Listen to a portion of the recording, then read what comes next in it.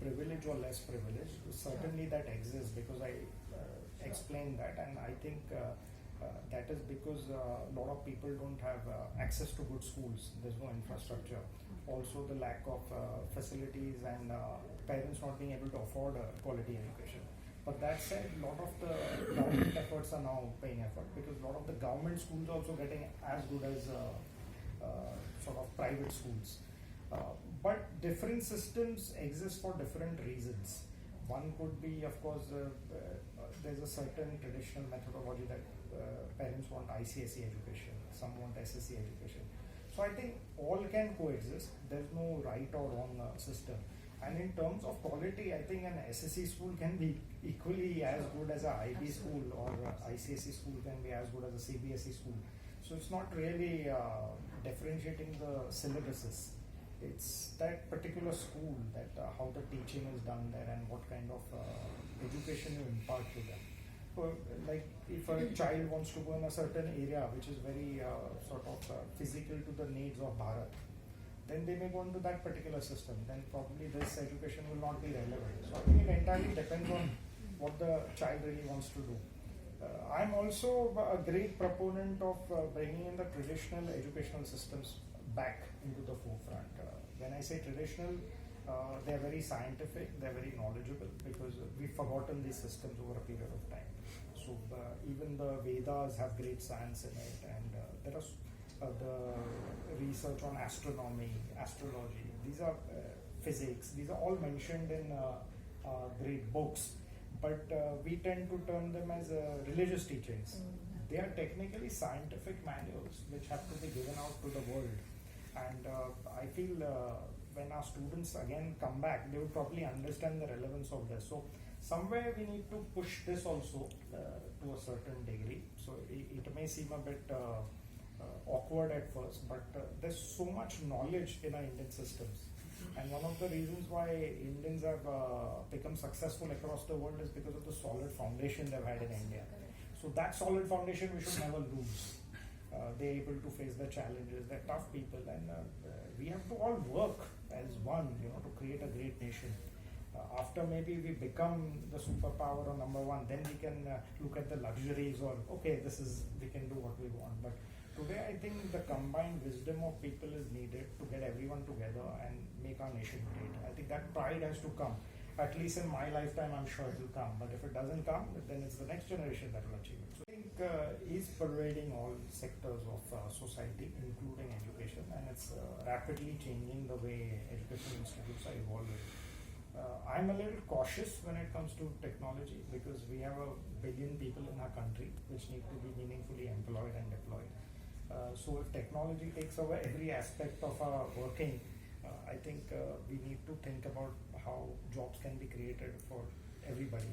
So I'm a little cautious on that front, but that said, the good part is many people don't have access to education.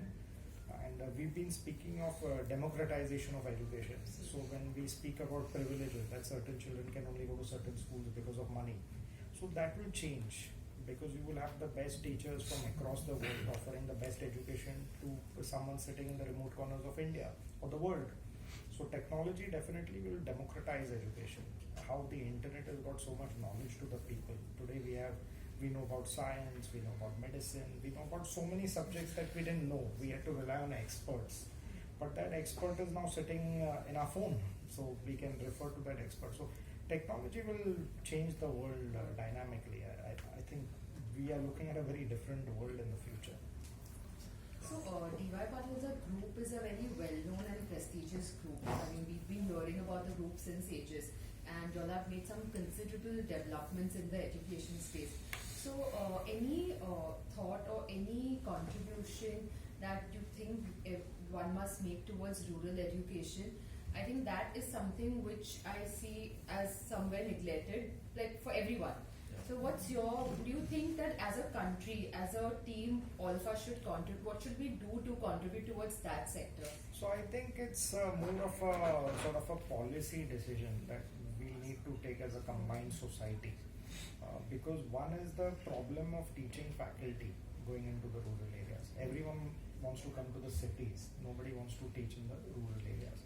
So technology can be a great enabler. So this concept is already happening in a sense that we have our temples, we have our community centers where little units could be set up with maybe 1 or 2 teachers who are trained in the city, and we could transmit information through the internet, and some basic teaching could start at those levels. So I think that's the only way to reach the rural areas. Also, there is a lot of impetus on the development of the rural economy. What was happening, say, 20-25 years ago is the rural economy was not really taking off, and people were coming to the cities. And why do they come to the cities? It's because they need money, they need jobs, and those they already have. These are happening in many universities. So, what do you think about new education policy? New education policy is very good. And they made a lot of changes in the education policy. And I think if the world is changing so quickly, especially technology, I mean, 3 years back, if you saw the iPhone, and today's iPhone is almost like a computer. So if things are changing so rapidly, education also has to change quickly. So syllabus changes, etc. This has to come very quickly. And I think new education policy is offering a lot of flexibility. And eventually it will become very streamlined. So I see it going in a good direction. The special focus on online classes. Online हो, offline हो, कुछ भी हो, एक focus आ रहा है education का. They are putting it in a certain mold because there were too many variations, and I think now there will be a strategy. So that's working. So. And I would want to add to the new education policy, because like you said, we are IB, international education and all that. But with the new education policy, we can see that the government is looking, okay, the education industry is looking at what is missing, the gap. And I think the teaching of skills that we talk about mostly in the international education will be there in the new education policy. So we are looking at approaches to learning skills, the 21st century skills that we want to give to our students to be ready for life. So that, I think that's a good thing about the new education policy. Thank you. Okay, thank you. So, Kinari, I think if you can start why we've done this fair. Yes. So the idea of today's fair is to give students an opportunity to understand, number one, what the country has to offer in coming years. Most of the time, students think that I want to go outside India and settle there, I want to study there, assuming that the country will not be able to offer enough study opportunities, career opportunities, and that causes brain drain. So we as a school believe in making children realize that when we are talking about better tomorrow can be here as well. So this was our attempt where we started with a panel discussion on India as emerging superpower in terms of educational opportunities, what kind of different job options are there, and how these jobs can be well-paid jobs to meet their aspirations about having luxurious lifestyle.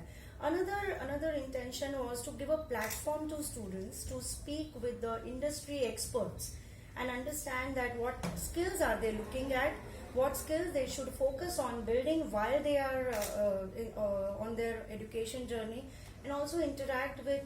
So today we have 44 universities from India and abroad participating. So it's an excellent platform for the students to interact directly with the admissions officer and university liaison officers to understand that what is important when they are making applications. So I think as a school we have not just restricted our interactions to the classroom teaching and learning, and we are going much beyond that.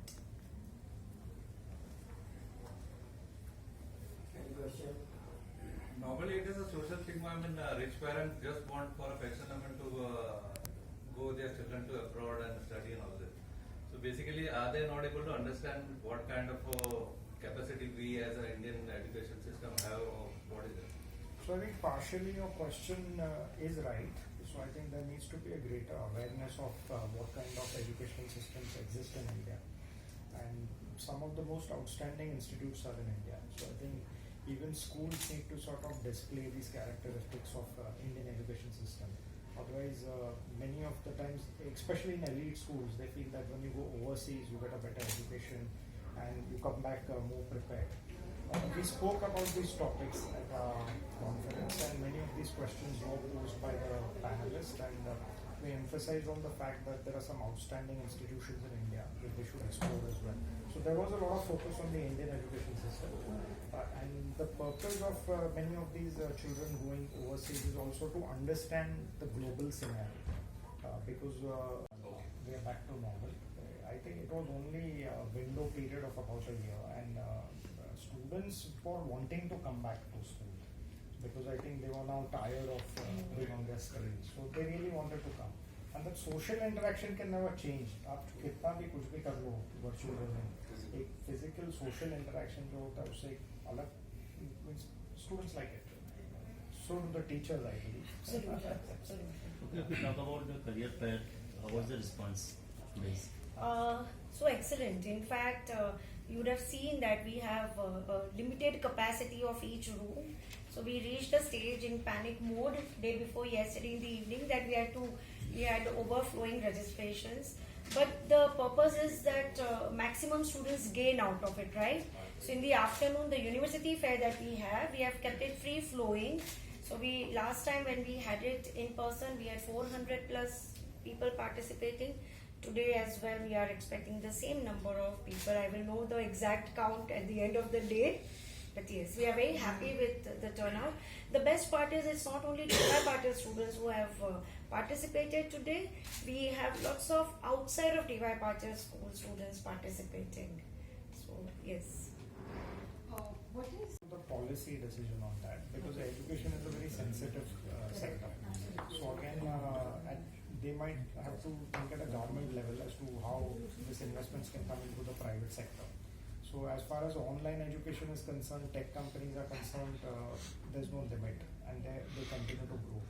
But traditional universities essentially has operated as not for profit. So that mindset probably will need to change, that for profit and non-profit can exist together. So that's a greater question. So of course investments are needed in this sector, because I spoke about teachers getting better facilities, better salaries. So, and eventually it will happen. It's just when it will happen. Just a humor to it. When will we? Oh right, we are getting mostly from the peripheral countries. Okay. We are not getting in from the first world countries. Right. So it will happen, and that's where I say the Indian knowledge systems. When we introduce the Indian knowledge system, that's when we'll have a exodus of the West, because that's what they're not exposed to. They're very good at mathematics, they're very good at physics, they're very good at business, but they don't know our science. So when we introduce our science to the world, that's when this revolution will really kick off. Good. Okay. Yeah. Thank you.